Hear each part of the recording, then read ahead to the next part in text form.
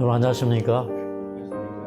오늘 우리 신장로님께서 드려주신 기도처럼 정말 열렬하고 하나님 앞에 살아있는 기도를 다른 어느 곳에서도 경험하기 또 듣기 힘들 것입니다. 네, 여러분들께서 우리 매 시간마다 말씀 전에 드리시는 기도가 얼마나 진지하고 또 감동적인지 제가 그 기도 소리를 들을 때마다 힘을 얻습니다. 참으로 감사합니다.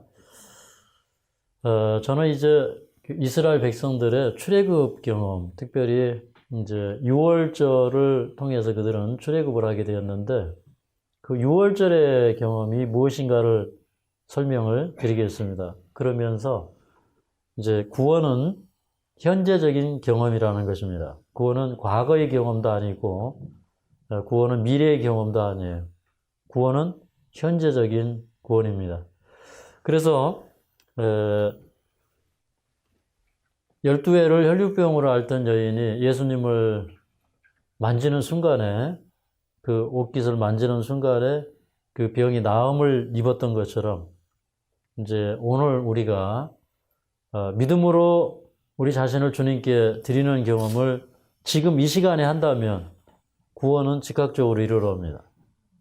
그래서 구원은 이제 우리가 과거에 예수님을 믿을 때 그 구원이 우리에게 이르러 오기도 했고 또 지금도 우리가 그 구원을 유지하고 있고 또 미래에 궁극적인 구원도 있어요.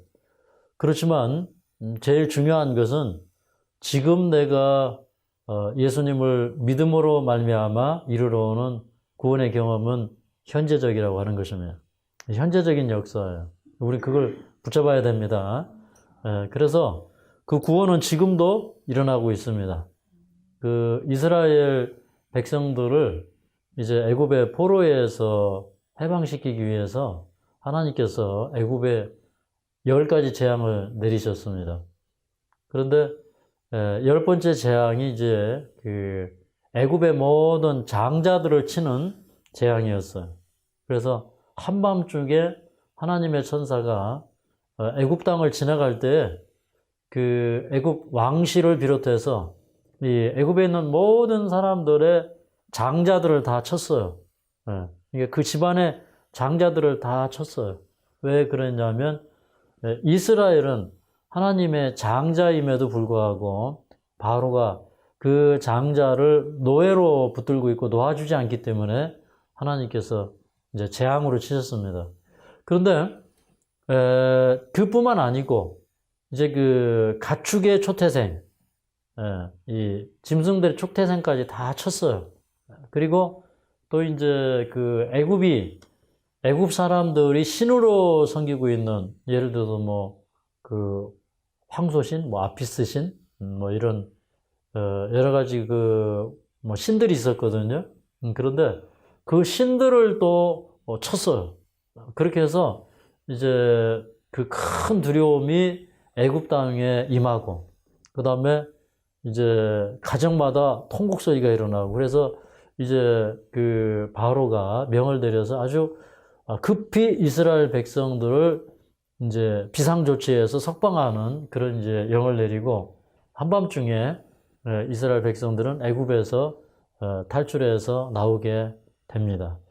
그런데 그 이스라엘 백성들을 하나님께서 애굽에서 불러내실 때 이제 그 불러내는 그 구원의 경험, 그래서 다시 말해서 이제 그 출애굽하는 경험, 애굽에서 나오기 때문에 출애굽이라고 하는 겁니다. 출애굽하는 그 경험을 그들에게 주시기 위해서 유월절을 제정하셨어요. 유월절. 이 유월절이라고 하는 뜻은 이렇게 넘어가다 이런 뜻이 있어요. 패스오버입니다. 넘어가는 것입니다. 근데 어떻게 넘어가느냐? 이제 하나님의 천사가 재앙을 가지고 애굽 땅에 왔을 때 어린 양이나 혹은 염소의 피를 취해서 이렇게 문에 바른 사람들이 있어요. 그러니까 이제 문을 이렇게 달기 위해서는 문 궤짝을 달죠. 문 궤짝. 문 궤짝에 그 양쪽 기둥을 이제 설주라고 그러고 이 설주에 바르고 그 다음에 꼭대기에다 발랐는데 이것을 인방이라고 그래요. 인방. 그 인방에 바르고. 그런데 바닥에는 발랐을까요? 안 발랐을까요? 바닥에는 안 발랐을까요? 왜 안 발랐을까요? 네? 원래 이제 이 언약의 피, 거룩한 피를 사람들이 밟고 지나가면 안 되기 때문에. 그래서 뭐 히브리서 10장에 보면 이제 모세의 법을 범한 사람도 두세 증인만 있으면 돌로 침을 당했거든. 하물며 언약의 피, 거룩한 아들의 피를 그 짓밟고 이제 그것을 부정한 것으로 여긴 자의 받을 형벌이 얼마나 크겠느냐 이런 얘기가 있어요. 그래서 이제 그 바닥에는 바르지 않았어요. 근데 이제 예수님의 피를 문설주와 인방에 발랐다고 하는 것은 그 피를 우리 마음에 적용시키는 경험을 해야 돼요. 예수님의 구원을 우리 마음에 적용시켜야 돼요. 그래서 그 피가 사실은 히브리서 10장에 보면 우리 마음에 뿌려질 때 우리 양심의 악을 깨닫는다고 그랬어요. 그러면 우리가 그 안에서 거듭나고 새로워지는 경험을 하죠. 근데 이제 그 좌우설주와 인방의 피를 바를 때에 우슬초에다가 찍어가지고 이걸 발랐어요. 우슬초. 우슬초. 그 시편 51편에 보면 다윗이 우슬초로 나를 정결케 하소서 내가 정하리이다라는 그 기도문이 있어요. 우슬초로 나를 정결케 해달라. 우슬초가 이제 뭐 정확하게 어떤 풀인지 보지는 못했지만은 이렇게 문헌에 찾아보니까 이게 뭐 향료로도 쓰고 뭐 약초로도 쓰고 하는 것이에요. 먹는 거예요. 먹는 풀로도 써요. 식물로도. 근데 이 우슬초가 이렇게 보면 우리 그 갈대 꽃이 피면 그 이파리 있죠. 그런 것처럼 이렇게 생겨가지고 거기다 이렇게 피를 찍으면 여기에 이제 피가 잘 이렇게 흠뻑 젖혀지면 그걸 가지고 이제 우슬초를 가지고 좌우설주와 인방에 이제 발랐어요. 그 우슬초는 뭐냐면 정결케 하는 것을 상징해요. 우리 한번 시편 찾아볼까요? 시편 51편. 시편 51편 7절입니다. 자, 한번 읽어보도록 하겠습니다. 시작. 우슬초로 나를 정결케 하소서 내가 정하리다. 나를 씻기소서 내가 눈보다 희리다. 그래서 이 우슬초는 무엇을 상징했어요? 무엇하게 하는 거? 정결케 하는 거. 저는 이 말씀을 읽으면서 이제 구원은 현재적이다. 그러면서 우리가 이제 이 6월절의 경험은 뭐냐면 우리가 구원받는 경험이에요. 우리가 죄로부터 나오는 출죄 경험? 출애굽 경험이니까 죄로부터 나오는 경험이에요. 그런데 그 경험 가운데 이 우슬초의 경험이 필요하다는 거예요. 정결케 되는 경험. 그러니까 정결케 되려면 마음을 씻어야 돼요. 예수님의 보혈로 우리 마음을 씻어야 돼요. 근데 그 경험이 미래적인 경험이 아니라 지금 현재적인 경험이 되어야 돼요. 우리 마음속에 야 이거 나쁜 생각 내가 다 버려야 되겠다. 내 마음속에 있는 하나님이 원하시지 않는 계획을 버려야 되겠다. 근데 그거 미래에 버려야 될까요? 지금 버려야 될까요? 지금이요. 미래에 버린다고 하는 사람이 미래에 가서 버릴까요? 안 버려요. 그죠? 지금 버려야 돼요. 그래서 이제 구원은 현재적인 경험이 되어야 된다는 거예요. 그래서 저는 이제 우리가 출애굽할 때 6월절의 경험을 연구할 때 많은 사람들은 이거는 지금으로부터 약 4,500년 전에 이스라엘 백성들이 출애굽할 때에 지켜졌던 절기이고 그들의 경험이라고 생각하고 성경을 봐요. 근데 제가 어제 보좌에 대해서 설명을 드리면서 이 보좌에 대한 계시는 에스겔에게만 주신 경험이 아니다. 약 지금으로부터 한 2,600여 년 전에 에스겔에게만 주신 경험이 아니라 오늘날 우리에게 나에게 주는 경험이다. 이렇게 봐야 된다고 그랬죠? 네. 요한이 본 보좌는 2000년 전에 요한에게 주신 그 계시가 아니라 우리에게 주신 나에게 주시는 계시다 이렇게 생각하고 봐야 돼요. 그럼 거기에 큰 역사가 있어요. 이런 우리 마음속에 이렇게 믿음이 일어나야 됩니다. 믿음이 일어나야 돼요. 근데 이제 저는 이제 제가 이제 예수님을 만나고 제가 예수님 안에서 진정으로 거듭나는 경험을 하기를 원했을 때, 그런데 그 예수님이 제 마음속에 정말 거듭나는 경험을 주시는 거예요. 네. 그런데 남을 미워하는 마음이 완전히 없어져요. 사라져버려요. 왜 그러냐면 내가 이 세상에 가장 큰 죄인이고 죄인 중에 괴수예요. 그러니까 누구를 뭐 용서하고 말고 할 자격이 없어. 그리고 하나님의 그 용서의 큰 은혜를 받고 보니까 그거는 계산할 수가 없는 거예요. 내가 누구를 용서해 줌으로 계산이 안 되는 거예요. 예, 그러므로 용서하게 되는 것입니다. 그래서 이제 그런 그 마음의 변화가 일어나니까 뭐가 믿어지냐면, 예수님은 나를 구원하시는 분이시다. 죄로부터의 구원자일 뿐만 아니라 그분은 나를 질병으로부터 구원하시는 분이세요. 우리가 이걸 믿어야 됩니까? 네, 이거 믿어야 됩니다.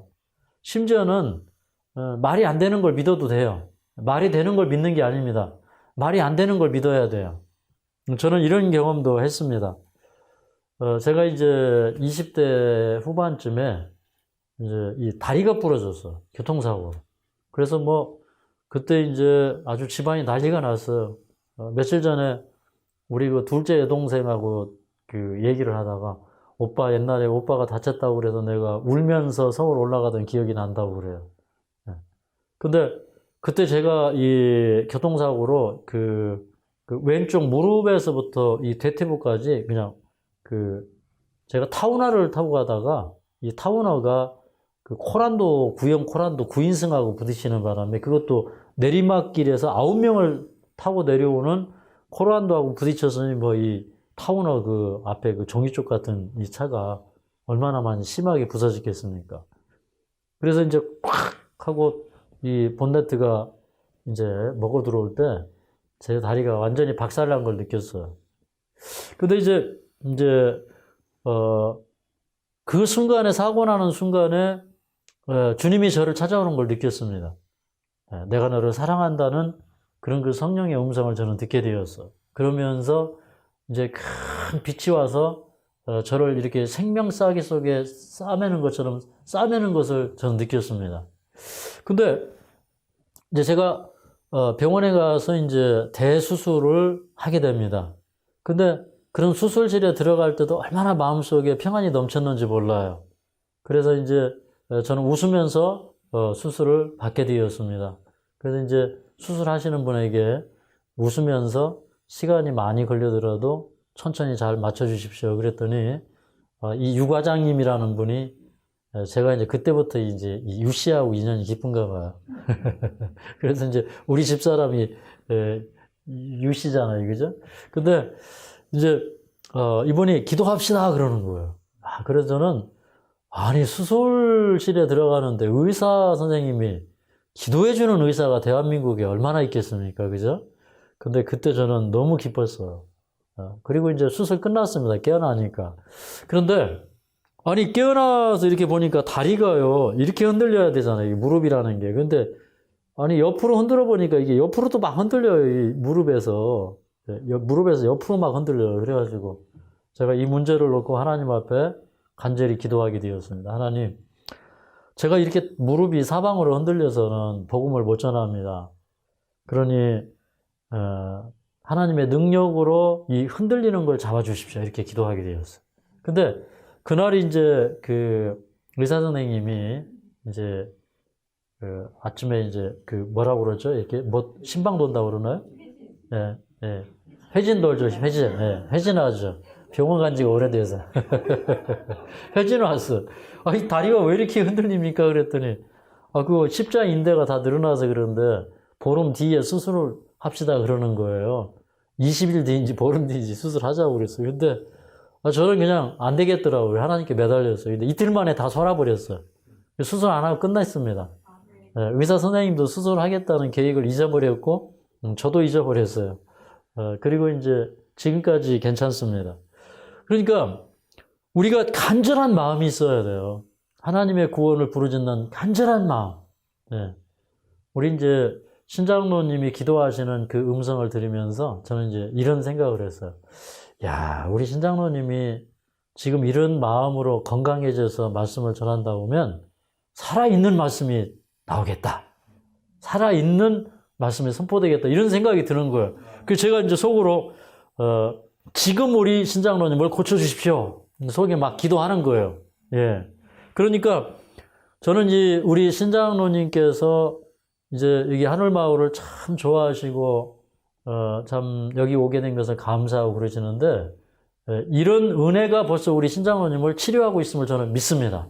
예.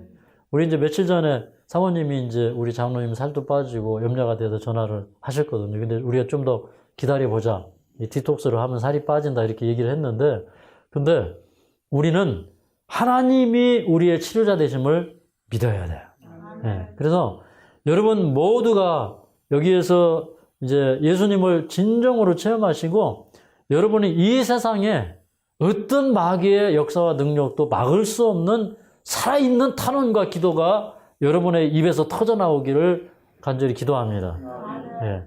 저는 이제 오늘 이 6월절의 경험, 바벨론에서 종살이하던 이 사람들이 나오는 경험이 오늘 이 시간에 임하기를 기도합니다.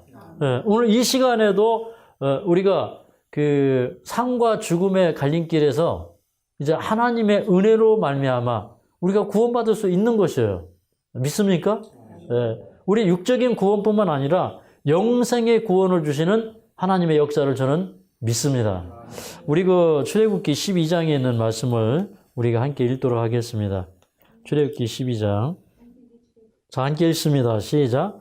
여호와께서 애굽 땅에서 모세와 아론에게 일러 가라사대 이 달로 너희에게 달의 시작 곧 해의 첫 달이 되게 하고 너희는 이스라엘 회중 중에 고하여 이르라 이달 열흘에 너희 매인이 어린 양을 취할지니 각 가족대로 그 식구를 위하여 어린 양을 취하되 그 어린 양에 대하여 식구가 너무 적으면 그 집의 이웃과 함께 인수를 따라서 하나를 취하며 각 사람의 식량을 따라서 너희 어린 양을 계산할 것이며 너희 어린 양은 흠없고 일련된 수컷으로 하되 양이나 염소 중에서 취하고 이달 14일까지 간직하였다가 해질 때 이스라엘 회중이 그 양을 잡고 그 피로 양을 먹을 집 문 좌우 설주와 임방에 바르고 그 밤에 그 고기를 불에 구워 무교병과 쓴나물과 아울러 먹되 난로나 물에 삶아서나 먹지 말고 그 머리와 정강이와 내장을 다 불에 구워 먹고 아침까지 남겨두지 말며 아침까지 남은 것은 곧 소화하라. 이제 6월절을 지키는 경험을 얘기를 하셨는데 요걸 잘 풀어서 보면 우리가 예수님 만나고 구원받는 방법하고 똑같아요. 이제 그 이스라엘 사람들이 바벨론에 이제 끌려가서 살 때, 그들은 이제 바벨론의 이제 달력을 사용을 했죠. 그거를 이제 우리가 이제 보통 이제 민력이다 이렇게 얘기해요. 민력. 네. 이제 어떤 민사법 이런 것들을 위해서 이제 쓰는 또 달력이기도 합니다. 근데 원래 이제 이때 6월절이 이제 바벨론 월 이름으로 아빕월이에요. 아비벌. 근데 이 아비벌이라는 뜻은 이삭 달이다 이런 뜻이에요. 그러니까 이때는 아비벌이 되면은 이제 우리 달력으로 3월, 4월 이렇게 되는 때인데 이때 이제 이스라엘 땅에는 밀과 보리가 익는 때예요. 그래서 이제 그때 이제 아비벌이다 이렇게 이제 얘기를 하는 것입니다. 이때 이제 보리가 있는 그런 달이죠. 그래서 조금 더 있으면 이제 그때부터 50일 지나면 이제 보리 수확을 하는 이제 그런 때죠. 그래서 어쨌든 아비벌은 이제 미사학의 달 이런 뜻이 있어요. 근데 이제 원래 이제 또 이스라엘 민족들은요, 이게 7월이 되면 이 한 해가 또 이렇게 시작이 돼요. 이 밀력은. 7월이 돼서 티시리월이 돼가지고 한 해가 시작이 되거든요. 근데 그 한 해의 시작을 하나님께서 그 1월로 바꿔주셔요. 1월로. 해의 시작으로 바꿔줍니다. 그래서 이제 이거를 우리 이제 종교력에서는 이게 니산월이라 이렇게 불러요. 니산월. 그래서 이제 니산월 1월 14일이 뭐가 되냐면 이제 그 6월절이 되는 겁니다. 근데 이 6월절은 좀 전에 우리가 설명을 들었던 것처럼 이제 이스라엘 백성들을 출애굽시키기 위하여 하나님께서 아주 고집스럽고 아주 끝까지 가진 그 재앙을 만나면서도 이스라엘 백성들 놓아주지 않는 그 애굽 땅에 재앙이 내리는 때예요. 이 애굽 땅에 신들이 참 많았어요. 뭐 나일강의 물까지 다 이렇게 신으로 숭배했기 때문에 하나님께서 처음에 이제 나일강의 물이 이렇게 피로 변하게 하죠. 피재앙. 그 다음에 개구리도 신이에요. 그래서 개구리 재앙. 그 다음에 이재앙. 그 다음에 파리도 신이에요. 파리 신. 그래서 파리 재앙. 그 다음에 악질 재앙. 이게 짐승들에게 악질이 임하는 거예요. 그 다음에는 이제 독종이 임하는데 이 독종 재앙이 와서 사람이나 짐승이나 이렇게 다치는 거예요. 그래서 이 멸망이 사람에게나 짐승에게나 같이 임하는 거예요. 좀 오늘날의 재앙과 유사성이 있어요. 오늘날 짐승이 병드는데 그 짐승의 질병이 사람에게 오고 있죠. 그런 대표적인 게 뭐예요? 짐승의 질병이 사람에게 오는 거. 에이즈. 그 다음에 조류독감. 그 다음에 뭐 또 있는데. 또 그런 그 병들이 사람에게 오고 있어요. 그래서 사실은 대부분의 질병은 오늘 뭐 암병이나 그 사람에게 임하는 이제 대부분의 질병은 사실은 그 원인이 짐승의 고기에 있다. 짐승의 피에 있다. 이렇게 이제 대책의학의 선구자인 엘렌 G 화이트는 얘기를 했어요. 그래서 이게 이 마지막 시대에 이 재앙이 내리거든요. 그 이스라엘 백성들이 출애굽할 때 당시와 마지막 시대의 그 상황은 거의 유사해요. 그래서 이제 그 마지막에 은혜의 시기가 맞춰지면서 이 땅에는 7재앙이 내리는데 애굽에 내렸던 10재앙과 7재앙은 상당한 유사성이 있습니다. 그리고 이제 그런 이제 재앙이 내리니까 여러분 애굽의 손실이 얼마나 많았겠어요. 그 독증이 오고 그 다음에요 막 우박이 내려가지고 농산물이 망가지고 그 다음에 메뚜기가 와가지고요 메뚜기가 지나간 자리는요 이게 뭐 풀이며 농산물이가 남아나지를 않아요. 그 다음에 암흑재앙이 내리고 그 암흑재앙이 올 때 얼마나 두려웠겠습니까? 이게 전기불을 켜도 암흑재앙이 올 때는요 이게 그 어둠이 물러가지가 않아요. 마지막에 7재앙 가운데 보면 또 이게 짐승의 보좌에 암흑이 임해요. 하나님의 이 백성들을 이렇게 오류로 이렇게 미혹하고 끌고 가는 그런 짐승의 보좌에 암흑재앙이 내리는 이런 것들이 이제 마지막에도 반복이 돼요. 그러면 이미 9개의 재앙을 통해서 바로는 굉장히 많은 손실을 입었어요. 가축대들이 병들어 죽고, 그 다음에 이렇게 뭐 농산물이며 이게 과실수며 이런 것들이 막대한 피해를 입었어요. 그럼에도 불구하고 바로는 이스라엘 백성들을 놓아주려고 하지 않았다는 거예요. 그런데 하나님께서 마지막에 이제 이스라엘은 내 아들이고 내 장자니까 네가 놓지 않냐면 내가 재앙으로 너를 칠 것이다 해가지고 이제 친 겁니다. 그런데 이제 그렇게 이제 그 하나님께서 그 재앙으로 칠 때 이스라엘 백성들에게는 재앙을 피하는 방법을 가르쳐 준 거예요. 자, 이제 1월 14일이면 이제 6월절이다. 그런데 그 6월절에 너희가 각 사람이 어린 양을 잡아서 그 어린 양의 피를 문 설주와 임방에 바르라. 그런데 이제 대략 이제 그 양 한 마리당 10명 정도 이렇게 이제 그 숫자를 정해서 이제 하는 거예요. 근데 이제 어떤 집에는 가족이 부족하면 이웃집을 불러다가 이제 같이 하는 거예요. 자기 집에서 이제 양 한 마리당 10명 정도 이렇게 하고, 그 다음에 이제 1년 된 수양우라고 이렇게 되어 있지만, 이제 어떤 주석에는 이게 이제 1년 미만의 수양, 이걸 또 그 의미하기도 한다고 이렇게 주석을 해놔서, 이 부분은 제가 아직 명확하게 연구를 다 못했어요. 그렇지만, 이 1년 된 수양은 왜 수양일까요? 왜 수양일까요? 암양이 아니고 왜 수양일까요? 예? 예수님이 남자예요, 여자예요? 남자죠. 왜 수양이에요? 예. 어린 양이 누구를 상징합니까? 예수님을 상징해요. 근데, 1년 된 어린 양이에요. 그러니까, 아직 이 어린 양이에요. 그러니까, 예수님이 이 세상에 오실 때, 마치 예수님은 어린 양과 같은 분이셨어요. 예수님은 인성으로는 참 연약하신 분이었어요. 우리도 참 인성으로는 연약합니까? 우리 연약하죠.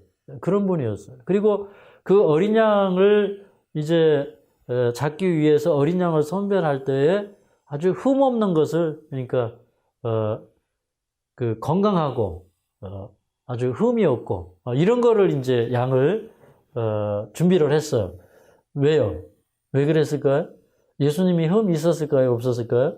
없었죠. 육체적으로나 영적으로 흠 없기 때문에 이제 그렇게 했어요. 그 다음에 이제 1월 10일 날 딱 양을 준비해 놨다가 14일 날 양을 잡는데 여기 언제 잡으라고 그랬냐면 6절에 보니까 해질 때 잡으라 그랬어요. 해질 때. 근데 해질 때라는 말은 요거를 조금 더 그 문자적으로 해석을 하면 두 저녁 사이에 잡으라 그랬어요. 두 저녁 사이에. 근데 이제 요세푸스 역사가의 기록에 의하면 이 유대인들은 꼭 오후 3시에 6월절 양을 잡았어요. 네. 그러니까 이제 문자적으로 두 저녁 사이는 뭐냐면 오후가 시작이 되는 하나의 저녁이 또 있고 이제 해가 이제 이렇게 딱 넘어가서 떨어지는 저녁이 있어요. 그러니까 이제 예를 들어서 이제 오후가 12시에 시작이 되죠. 해는 6시만 넘어가죠. 그러면 12시와 6시 사이는 딱 몇 시예요? 오후 3시예요. 그러니까 이 6월절 어린 양이 잡히는 시간이 오후 3시예요. 정확하게 예수님은 언제 돌아가셨을까요? 예, 오후 3시에, 그죠? 네, 그것도 날짜가 언제? 1월 14일 오후 3시. 6월절 양 잡는 시간에 예수님께서 돌아가시는 거예요. 근데 그 양을 며칠 날 준비했냐면 1월 10일 날 미리 준비해 놨어요. 그리고 딱 분리시켜 놔요. 예수님이 이제 그 일요일에 예루살렘에 올라가셔요. 1월 10일에 예루살렘에 올라가셔서 이제 예루살렘에서 이제 며칠 이렇게 머무시죠. 그러다가 이제 예수님께서 목요일 날 체포당하셔요. 목요일 날 새벽에 체포당하셔서 이제 그 다음 날 돌아가셨거든요. 그래서 이제 예수님이 예루살렘에 올라가신 날이 1월 10일이라면 예수님께서 체포된 날이 1월 14일이에요. 그러니까 표상과 원형이 그대로 다 맞았어. 그래서 이 하나님의 말씀은 왜 연구를 해야 되냐면 이게 이제 이런 말씀뿐만 아니라 예언의 말씀도 그렇고요. 그게 그냥 문자 그대로 잘 이렇게 우리가 예언을 잘 해석해서 보면 그게 문자적으로 딱딱 맞아떨어져요. 맞습니까? 네, 그래서 우리가 이 성경은 참 신비로운 책이다. 이걸 우리가 발견을 할 수가 있습니다. 자, 이제 이 양이나 이 수컷을 잡고 그다음에 이제 이 사람들이 그 양 잡는 시간에 잡은 다음에 그 문 설주와 임방에 바르고 사람들이 밖에 나가면 될까요? 집으로 들어가야 될까요? 집으로 들어가야 돼요. 왜 그러냐면 밖에는 뭐가 지나가요? 네? 이제 재앙이 지나갈 거예요. 근데 집안에 식구들이 다 들어와 있어야 돼요. 그러면 그런 거예요, 여러분. 우리에게 구원의 방편이 주어져 있을지라도 우리는 그 구원의 방주 안에 들어가야 되는 거예요. 맞습니까? 예. 노아 시대에 하나님께서 노아 방주를 예비하셨는데 사람들에게 아무리 노아 방주 안으로 들어오라고 호소를 해도 안 들어갔어요. 노아의 가족, 노아와 노아의 식구들 해가지고 8명만 딱 방주 안으로 들어갔어요. 그래서 오늘 또 이제 하나님께서 우리에게 구원의 방법을 주시는데 그 방법을 따라야 된다는 것입니다. 근데 그 피를 바를 때 제가 조금 아까 뭘 가지고 묻혀서 바른다고 그랬어요? 우슬초를 가지고 피를 찍어서 거기다 이렇게 발라야 돼요. 그러니까 여러분 자, 어떤 사람들은 이제 이런 얘기예요. 아, 제 예수님 만났습니다. 저 죄 용서 받았습니다. 이렇게. 네. 그러면 예수님의 피를 자기에게 이제 적용시킨 거예요. 그렇습니까? 예수님이 2000년 전에 나를 위해서 돌아가시고 나는 이제 그 은혜를 받아들이고 예수님의 피를 나에게 이제 적용을 시킨 거예요. 그런데 이 적용을 시킨 것인데, 근데 이게 내 마음속에 정결케 함이 없다. 그거는 진짜 구원일까요? 가짜 구원일까요? 가짜 구원이에요. 그래서 구원이 우리에게 이르러올 때 수반되는 현재적인 경험이 뭐냐면 내 마음의 정결이 이루어지는 거예요. 맞습니까? 그래서 이제 이 기도할 때 이제 아침에 이렇게 다 무릎 꿇고 기도해요. 그러면 하나님께서 야, 너 이렇게 사는데 너 이거 잘못된 습관이야. 이거 버려. 너 이거 아무리 내가 이거 죄를 버리기 힘들어도 이 문제는 네가 해결해야 될 문제야. 딱 그렇게 얘기하면 그걸 우리가 내려놓고 딱 순종해야 돼요. 네. 그게 정결케 되는 경험이에요. 맞습니까? 네. 그래서 인생의 대부분의 문제는 5분 안에 해결된다는 거예요. 네. 그 5분 안에 어떻게 해결될까요? 우리가 예수님 앞에 나가서 해결 보는 거예요. 네. 죄를 내려놓고 회개하고 정결케 되는 경험을 하는 거예요. 그러면 인생의 모든 문제가 거기서부터 이제 풀어지기 시작하는 거예요. 여러분, 질병에 대한 치유도 마찬가지일까요? 네. 대부분의 질병은 우리가 주님 앞에서 이 정결케 되는 경험을 할 때 우리 육신도 고쳐지는 그런 경험이 이루어진다는 사실을 우리가 믿어야 합니다. 네. 그 다음에 이제 또 이제 오후 3시에 이렇게 이제 6월절 양을 잡아서 피를 좌우설조 임방에 바르고 그 다음에 그 밤에 이 어린 양을 이제 불에 구워서 먹어요. 근데 불에서 구울 때 이 어린 양을 머리와 또 정강이라고 그러죠. 정강이와 내장을 이렇게 다 불에 통째로 구워버려요. 그러니까 뭐 똥이나 이런 지저분한 이런 것들만 발라내고 나머지는 다 불에 구워버려요. 근데 이것을 먹을 때 어떻게 하라고 또 세부사항을 뒤에 주셨냐면 이거를 날 걸로도 먹지 말고 삶아서도 먹지 말고 구워 먹으라 그랬어요. 이거 무슨 뜻이 있을까요? 오늘 아침에 저도 이거 계속 연구하다가 이제 올라왔는데 이거는 날로 먹어도 안 되고 삶아 먹어도 안 돼요. 구워 먹으라 그랬어요. 네. 고기는 이렇게 먹든 저렇게 먹든 뭐 좋지가 않아요. 사실은 이제 이스라엘 백성들에게 고기를 주실 때 이제 기름을 먹지 말라 그랬어요. 기름을 다 떼어내야 돼요. 그 다음에 피를 먹지 말라 그랬어요. 그러니까 이제 이 사람이 이제 뭐 화목제물을 드리고 그 화목제 일부분을 먹고 뭐 이런 게 있잖아요. 그러면 그런 걸 먹을 때 이제 어떻게 해야 되냐면 이제 기름을 다 떼어내야 돼요. 기름을 먹으면 안 돼요. 그 다음에 피를 먹지 말아야 되니까 어떻게 해야 돼요? 이렇게 물에다가 담궈놨다가 피를 다 빼가지고 먹어야 돼요. 근데 사실 피를 다 빼면 맛이 있을까요? 없을까요? 사실 맛이 별로 없어요. 그러니까 이게 많이 먹게 되지가 않는 거죠. 근데 사실 이제 날 것으로 또 먹지 말라고 그랬거든요. 그러니까 날 것으로 먹는 건 건강에 어떤 심각한 문제가 오죠. 네, 이제 세균이 그대로 몸 안에 들어오기 때문에. 근데 이게 이제 어떤 분들은 이제 삶아서 먹지 말아라. 이제 삶다 보면 거기에 뭐 피도 들어있고 기름도 들어있기 때문에 삶아 먹지 마라.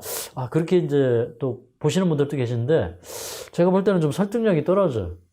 어차피 짐승을 이렇게 이제 피를 받고 어떻게 해도 그 안에 피를 다 뺀다는 건 불가능해요. 그렇죠? 근데 그걸 구워 먹으라 그랬어요. 저는 이런 생각이 들어요. 여러분, 우리가 이제 성소에 보면 이렇게 번제단이 있죠, 번제단.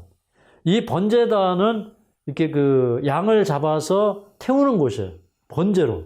그것도 이제 전체를 각을 뜨고 해가지고 이제 그 위에다 올려놓고 이제 태워요. 그래서 이제 연기가 올라가죠. 그래서 하나님께서 그 번제 연기를 이제 기뻐 받으셨어요.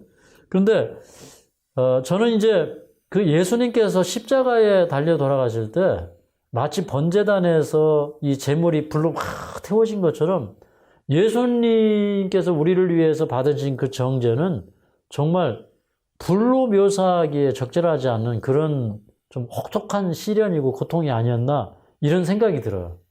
그래서 어쨌든 이거는 예수님의 그 희생을 더 극적으로 표현하기 위하여 이것을 구워 먹은 거예요.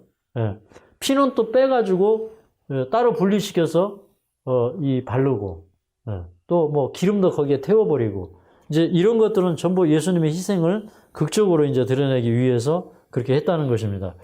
그 다음에 이제 이걸 먹을 때 또 그 어떻게 먹으라고 그랬냐면 이거를 그 쓸 나물과 함께 먹으라고 그랬어요. 쓴 나물과. 여기 쓴 나물과 함께 먹으라. 이 말씀이 8절에 나오죠. 그 밤에 그 고기를 불에 구워 무교병과 쓴 나물과 아울러 먹되 그랬어요. 쓴 나물. 이 쓴 나물은 무엇을 상징했을까요? 그 우리의 이제 구원의 경험에는 쓴 나물이 필요해요. 쓴 나물. 쓰다. 뭐가 쓴 거예요? 하나님의 은혜가 써요? 죄가 써요? 죄가 써요. 그죠? 그 쓴 나물은 뭐예요? 죄를 미워하고 회개하고 버리는 마음이에요. 그 예수님이 이제 이런 말씀을 하셨어요. 우리 그 뭐 요한복음 6장에 보면 그 예수님께서 그 이런 말씀을 하셨는데 우리 요한복음 6장을 좀 같이 펴볼까요?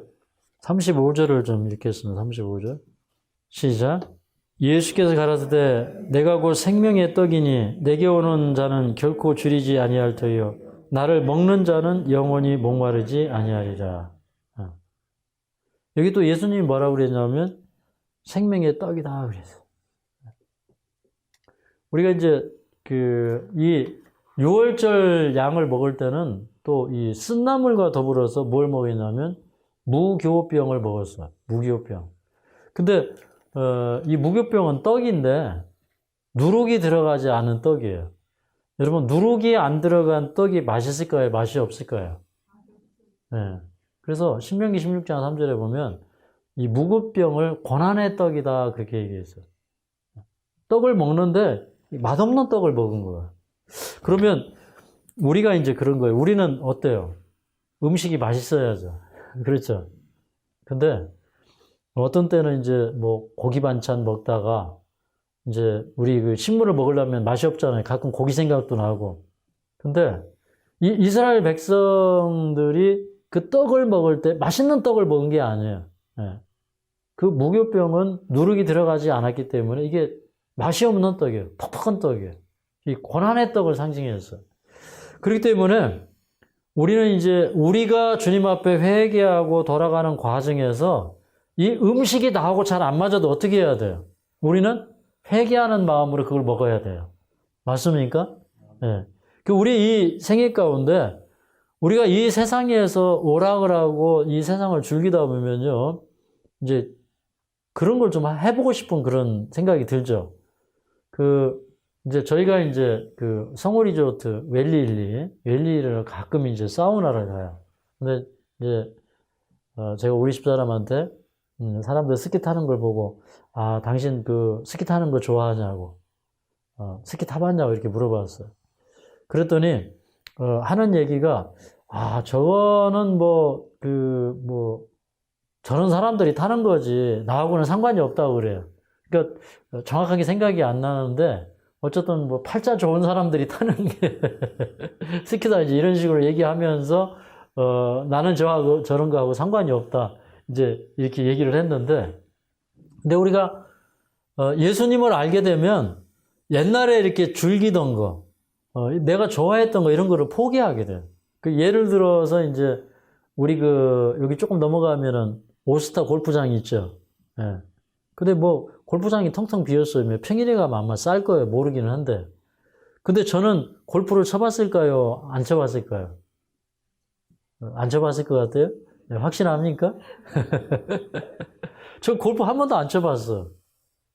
제가 그러면 여기 스키장 가서 스키 타봤을까요? 안 타봤을까요? 안 타봤으니까 물어보겠죠?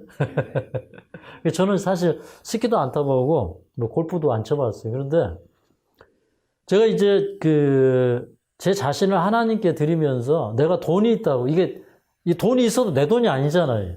그죠? 하나님의 사업을 하는 사람은 이 돈이 내가 하나님의 종이 되는 순간에 그 돈은 내 돈이 아니에요. 그러니까 내 돈이라고 골프 치면 될까요? 안 될까요? 그럼 나는 하나님이 이놈 할 것 같아, 골프 치면. 그래서 안 했어요. 그리고 이제 예수님의 재림을 준비하고 또 현대 진리를 전하고 이렇게 사는 사람이 내가 골프를 칠 수 없다 해서 뭐 앞으로도 칠 마음이 없지만 지금까지 안 쳤어요. 그리고 스키장 뭐 저 서울에서도 오고 뭐 충청도에서 오고 사람들이 이제 겨울 되면 이제 스키 타러 와요.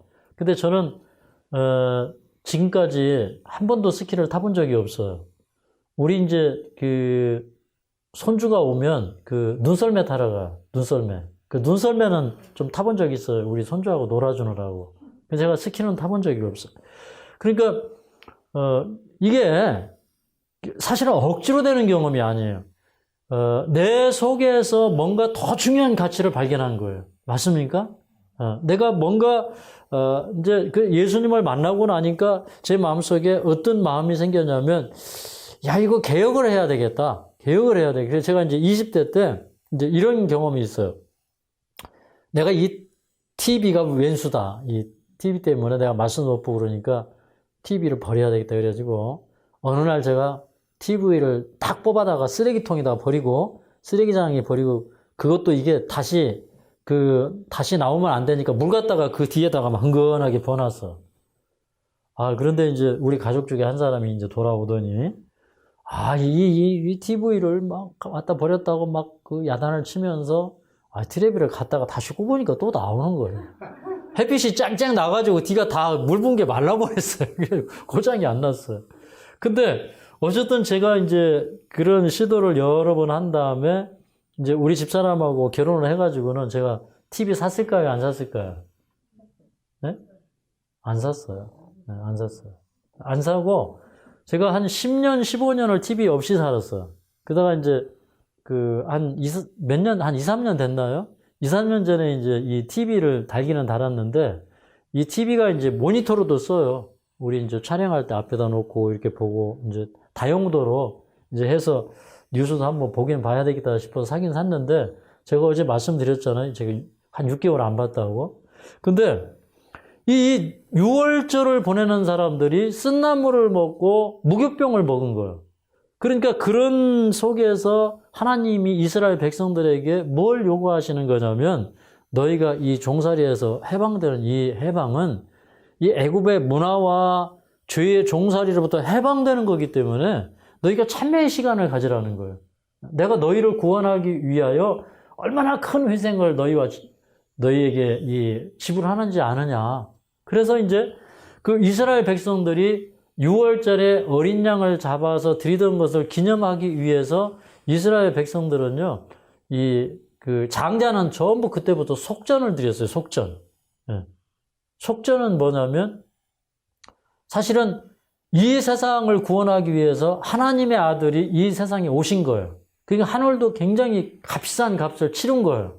그리고 우리가, 예수님이 희생당하시로 말미암아 우리가 구원을 받았다고 하는 사실을 우리도 인정을 해야 돼요. 그게 뭐냐면 하나님 앞에 속전을 드림으로 말미암아 그거 인정하는 하나의 표시였어요. 우리도 하나님이 우리를 구원해 주시면 속전을 드려야 될까요? 말아야 될까요? 네, 이게 참 드려야 돼요. 그죠? 저는 이제 뭐 이런 얘기는 안 해요. 왜 그러냐면 뭐 누가 도와줘가지고 이 요양원 사업이 되는 게 아니고 하나님이 도와주시는 거기 때문에 이 요양원 사업이 돼요. 그러나 우리가 하나님이 나를 고쳐주셔요. 그러면 여러분은 여러분 나름대로 하나님 앞에 속전을 드려야 될까요? 그냥 입 씻고 말해야 될까요? 네? 드려야 돼요. 그죠? 속전을 드려야 돼요. 그러면 나는 하나님께 어떤 속전을 드려야 될 것인가? 이거 우리 생각을 해봐야 됩니다. 네.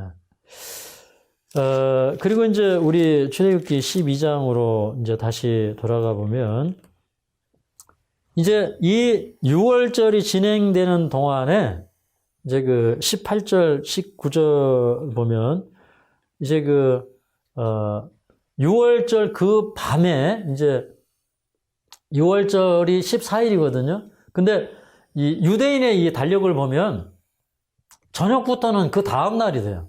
그러니까 오후 3시에 양을 잡았는데 해가 딱 떨어지면 15일이 되는 거예요. 근데 15일 날 한밤중에 하나님께서 애굽 땅을 지나가시면서 애굽에 재앙을 내렸어요. 그래서 하나님께서 이스라엘 백성들이 이제 바로가 깜짝 놀래가지고 이스라엘 백성들을 제발 빨리 나가라. 제발 빨리 나가서 우리 이 왕가를 위해서 기도하라 하고 이스라엘 백성들을 영을 내려가지고 한밤중에 나오게 한 거예요. 그 이 사람들이 날짜로는 15일 한밤중에 나왔어요. 네. 민수기 33장 3절에 보면 이제 1월 15일 무교절에 그들이 나왔다고 이렇게 기록이 되어 있어요. 그래서 이 무교절은 이제 이 무교절의 첫날과 이 끝날은 이제 절기 안식일이었는데 이 절기 안식일이었으면서 동시에 그때가 제7일 안식일이었던 것으로 그렇게 판단이 돼요. 왜 그러냐면 신명기 6장에 십계명을 다시 주시면서 뭐라고 그랬냐면 너희가 애굽 땅 종되었던 땅에서 너희가 이 해방이 되었기 때문에 안식일을 기억해서 지키라 그랬거든요. 그러니까 이 사람들이 결국 그 애굽에서 나오는 건 뭐냐면 죄로부터 자유를 얻는 경험이었어요. 네. 그래서 원래 안식일에는 아무 일도 하지 말라고 그랬는데 안식일 날 미처 발효가 덜 된 떡반죽 그릇을 이 사람들이 만들어가지고 나가면서 이제 먹으려고 걸머쥐고, 예. 그 다음에 애굽에 이제 많은 키우던 가축대들을 이끌고 애굽 사람들에게 보물 이런 반지 이런 것들 폐물 이런 걸 얻어가지고 이 사람들이 그날 이렇게 출애굽을 하는 거예요. 예. 그래서 이제 저는 이걸 보면서 이 출애굽의 경험은 우리가 정결케 되고 죄로부터 자유케 되는 그런 경험이다. 이게 출애굽의 경험이라는 거예요. 아멘입니까? 그래서 이런 죄로부터의 자유케 되는 경험이 우리에게 일어나기를 간절히 바랍니다. 그래서 이 6월절의 경험은 비록 역사적인 경험이긴 한데 이 역사적인 경험을 현재 우리의 경험으로 가져오면 이게 큰 은혜가 되는 거예요. 여러분, 이 하나님이 우리에게 주실 수 있는 최고의 선물은 뭐냐면 하나님을 보여주시는 거예요. 하나님을. 네. 그런데 하나님을 보여달라고 모세가 얘기했을 때 이 바위 틈에 이 모세를 두고 이렇게 손으로 덮었어요. 네. 그리고 이제 뒷모습을 보여주시면서 여호와의 모든 선한 형상을 그 앞에 이렇게 지나가게 하셨어요. 근데 여호와로라 여호와로라 자비롭고 은혜로운 여호와로라. 네. 그 다음에 은혜를 천대까지 베풀고 악과 과실을 결탄코 용서치 아니하시고. 그러니까 어떤 하나님의 품성 가운데는 하나님의 사랑도 있지만 이제 공의도 있었거든요. 네.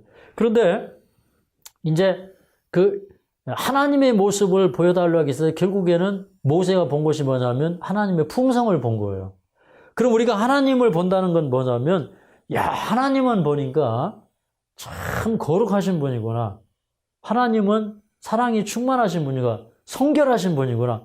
그러니까 내가 하나님을 믿고 하나님을 따라가려면 이렇게 변화되어야 되는구나. 이걸 우리가 느끼는 거예요. 그걸 발견하는 게 최고의 선물이에요. 네. 그 사람은요, 내가 죄인이라는 사실, 나는 너무나 추하고 나의 의의는 다 부정한 옷 같구나. 그러므로 내가 주님 안에서 새로워져야 되는구나. 이걸 발견하고 느끼는 것이 이 사람이 예수님 만나는 사람이에요. 예수님과 멀어지면 멀어질수록 내가 성결케 돼야 되고 거룩하게 되어야 된다는 필요성을 못 느껴요.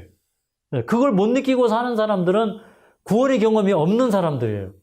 그런데 우리가 예수님 안에서 새로워지고 내가 세상에서 나와서 출애굽을 했으니까 이제 낮에는 이제 구름기둥 인도하고 밤에는 불기둥 인도하고 그러면서 하나님과 늘 이렇게 동행하면서 광야길을 가게 되죠. 그런 것처럼 우리도 세상에서 나와서 예수님과 동행하게 되면 예수님 존전해서 살게 돼요. 그런데 그때 우리가 가장 많이 느끼는 게 뭐냐면 내 심령이 너무 누추하구나. 내 마음에 거듭남이 임해야 되고 새로움이 임해야 되겠구나.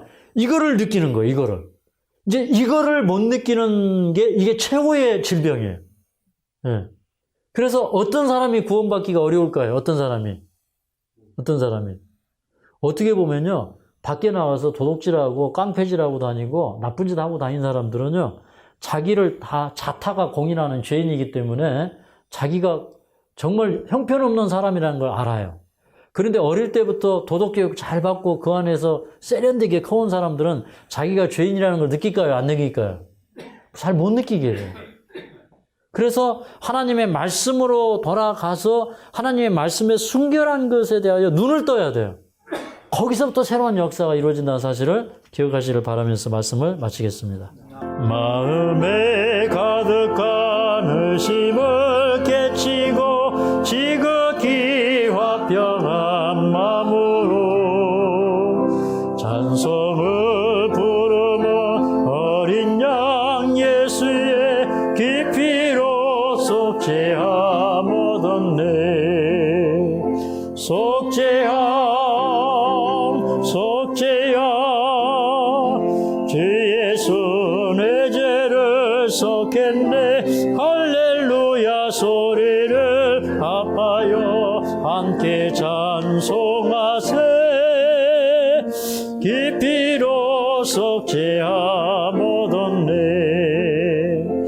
개미난 같이 없어질 봄에로 속죄함 받은 것 아니요. 거룩한 하나님 어린 양 예수의 깊이로 속죄함 얻었네. 속죄함 주의 손에 죄를 쏟겠네. 할렐루야 소리를 아파요 함께 찬송하세. 깊이로 속죄함 얻었네. 나 같은 죄인이 용서함 받아서 주 앞에 옳다함 얻음은 화실히 믿기는 어린 양 예수의 깊이로 속죄함 얻었네. 속죄함 주의 손에 죄를 쏟겠네. 할렐루야 소리를 아파요 함께 찬송하세. 깊이로 속죄함 얻었네. 거룩한 천국에 올라간 후에도 죄속한 은혜의 찬송을 기쁘게 부르는 어린 양 예수의 깊이로 속죄함 얻었네. 속죄함 주의 손에 죄를 쏟겠네. 할렐루야 소리를 아파요 함께 찬송하세. 깊이로 속죄함 얻었네.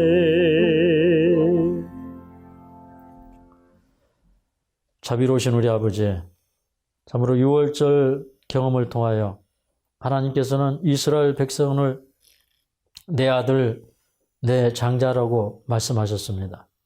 참으로 이스라엘을 하늘의 장자로 삼으신 우리 하나님, 우리가 비록 이 땅에 살지만 우리는 하늘의 장자가 되고 온 우주 왕국의 장자가 될 하나님의 그 구속의 경륜의 놀라운 약속을 바라보게 됩니다. 아버지, 참으로 이스라엘은 그 유월절 경험을 통해서 이 세상 많은 민족들 가운데서 첫 열매가 되었습니다. 참으로 우리도 이 세상에 첫 열매 되게 하여 주시옵소서. 이 세상에 주님이 보실 때 가장 잘 익은 곡식이 되게 하여 주시옵소서. 마지막 시대에 14만 4천인은 땅에서 구속함을 받은 첫 열매라고 하셨사오니 우리가 참으로 그런 사람이 되기를 원합니다. 참으로 이 땅에서 비록 고난 가운데 있지만 우리는 그 고난 속에서 구원받는 경험을 통하여 참으로 이 세상 모든 우주의 거민들이 배울 수 없는 모세의 노래, 어린 양의 노래를 배우기를 원합니다. 오늘 또 우리와 함께하여 주시옵소서. 오늘 우리의 생애 가운데 유월절의 경험이 있게 하여 주시옵소서. 참으로 사망이 지나가는 경험이 있게 하여 주시옵소서. 모든 질병이 떠나가는 경험이 있게 하여 주시옵소서. 하나님의 은혜 안에 보호함을 받는 저희들 되게 하여 주시옵소서. 예수님의 이름으로 간절히 기도하옵나이다.